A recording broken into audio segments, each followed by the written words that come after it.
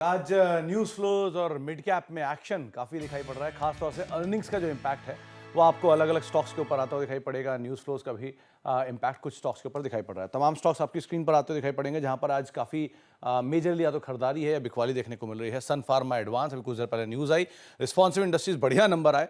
Net web करीब करीब 10% के आसपास का उछाल यहाँ पर भी, और साथ साथ ये GMDC A to Z नहीं, जहाँ पर आज प्रेशर देखने को मिल रहा है। करीब करीब नंबर्स के बीच में 10% के आसपास की गिरावट वहाँ पर आते हुए दिखाई पड़ रही है।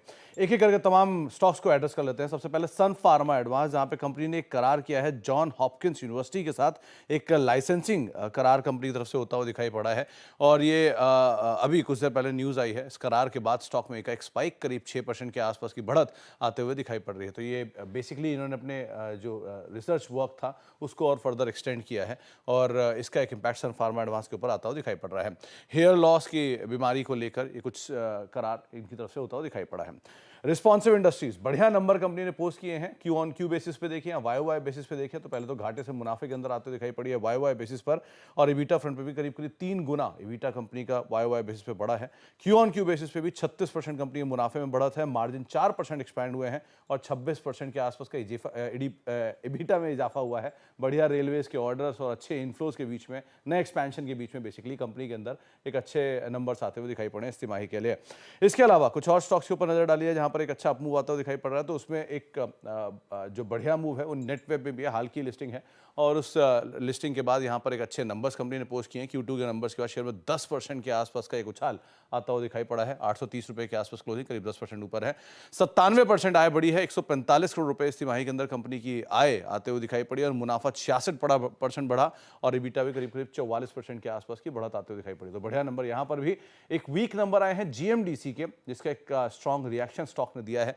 10% के आसपास की बिकवाली यहाँ पर देखने को मिल रही है। इनफैक्ट अब 6% नीचे है।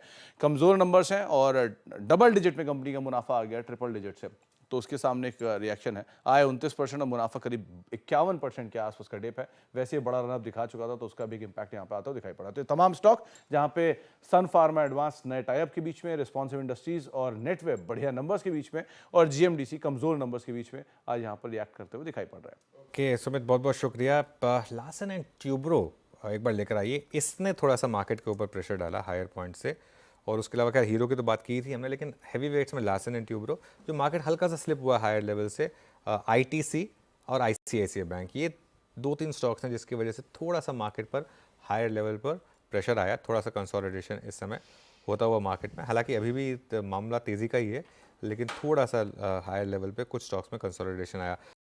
बता दें कि मनी कंट्रोल पर दिए गए विचार एक्सपर्ट्स के अपने निजी विचार होते हैं। वेबसाइट या मैनेजमेंट इसके लिए उत्तरदायी नहीं है। यूजर्स को मनी कंट्रोल की सलाह है कि कोई भी निवेश निर्णय लेने से पहले सर्टिफाइड एक्सपर्ट की सलाह लें।